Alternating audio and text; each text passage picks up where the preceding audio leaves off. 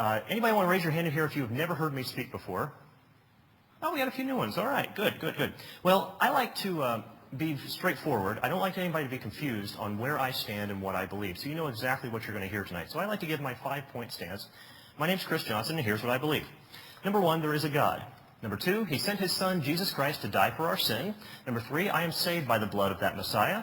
4, the King James Version of the Bible is literally true and scientifically accurate from cover to cover. And evolution is the dumbest and most dangerous religion in the history of mankind. So now you don't have to question what I believe.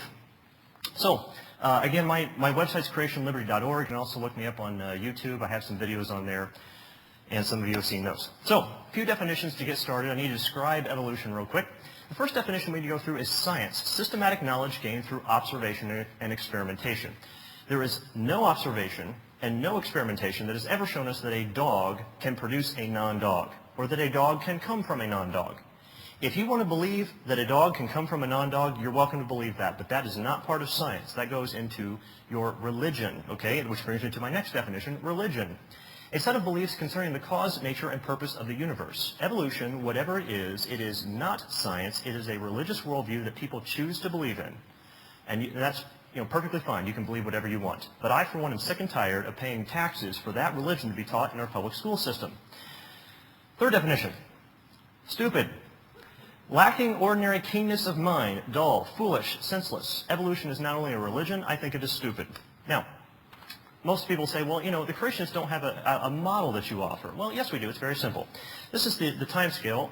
According to the Bible, if you add up the dates in genealogy, you get about 6,000 years. God created everything about 6,000 years ago.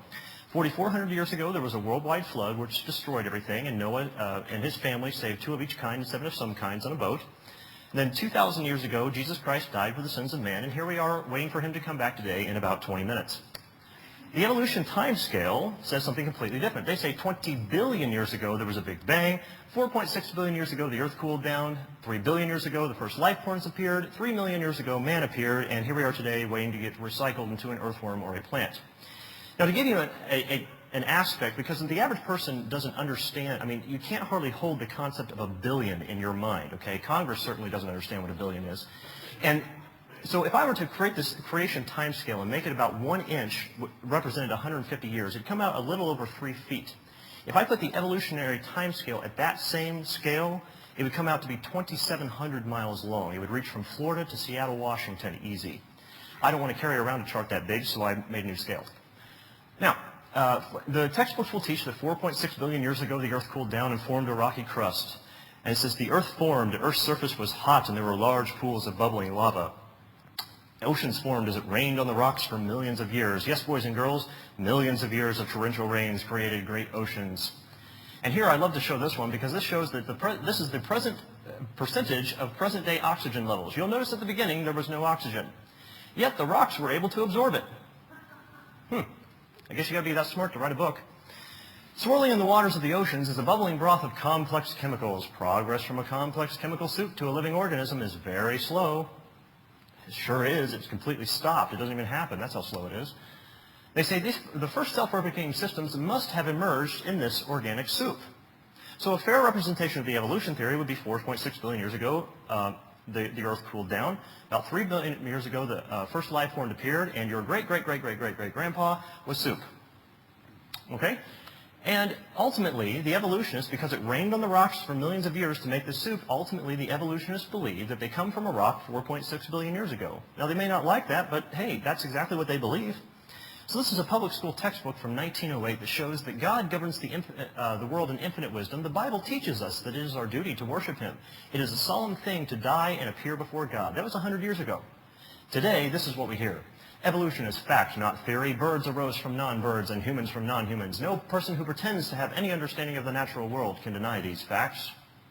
We have lost something in this country, and I think it's our minds. We need to get it back. Okay?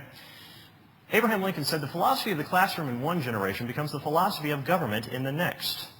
This is very true, and I'm going to demonstrate how true this really is.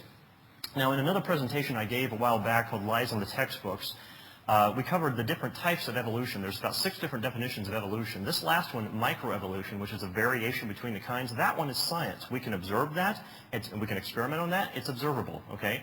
The rest of these are religious. You have to believe in them first, and we covered all that in that last one. Now, we know from the lies in the textbooks that the entire evolution of religion is based upon lies, and it removes all morality, okay? You can't justify any kind of morality with evolution. It is also the foundational philosophy for communism, Marxism, Nazism, and the coming New World Order ruled by Satan and his Antichrist. It is coming soon, folks. Now, the Bible says in Ecclesiastes 1:18, "For in much wisdom is much grief, and he that increaseth knowledge increaseth sorrow." I'm going to be honest with you. The more I have increased knowledge in this area, the more my sorrow has increased. But at the same time, Hosea said, "My people are destroyed for lack of knowledge."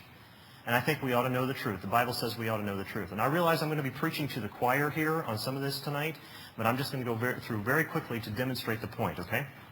And this is, again, this presentation is for those of you who want the red pill only, for anyone who's seen The Matrix.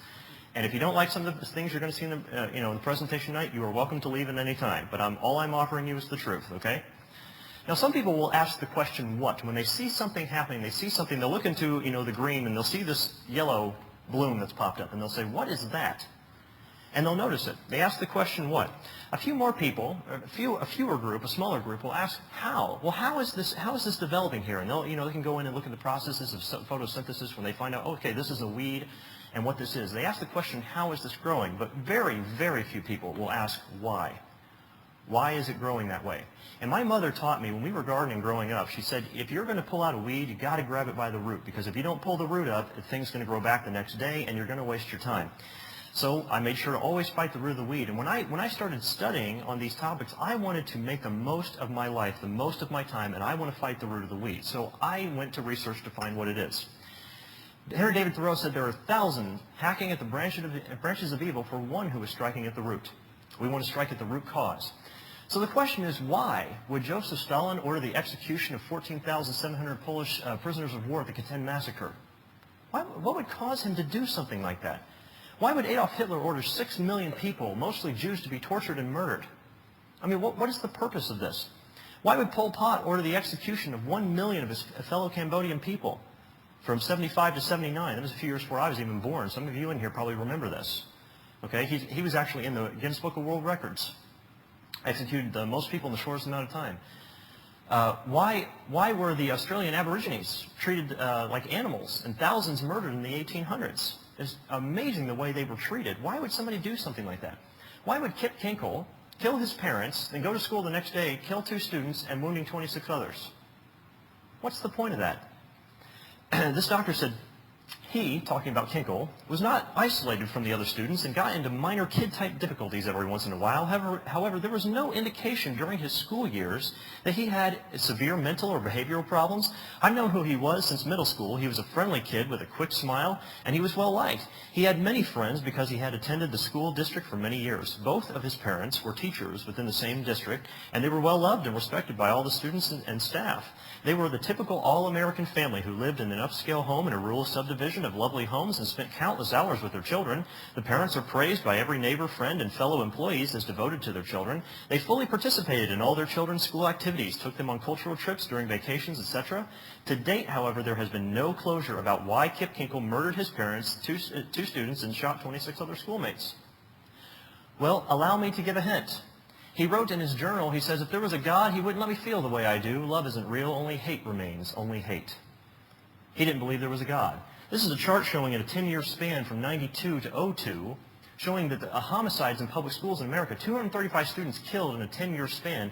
This chart only includes the deaths on school property. This does not include also those injured on school property. This does not include the deaths off school property and those injured off school property. That's just the ones who were killed on school property. That's it. So right after the Columbine shooting, this is what was said. Almost instantaneously, 5 more students from within the Springfield School District were arrested for threatening to murder students, principals, or teachers. In adjacent school districts, more students were arrested for violent threats, and in one case, an elementary school boy shot 5 of his classmates with a BB gun while they were playing out in the schoolyard.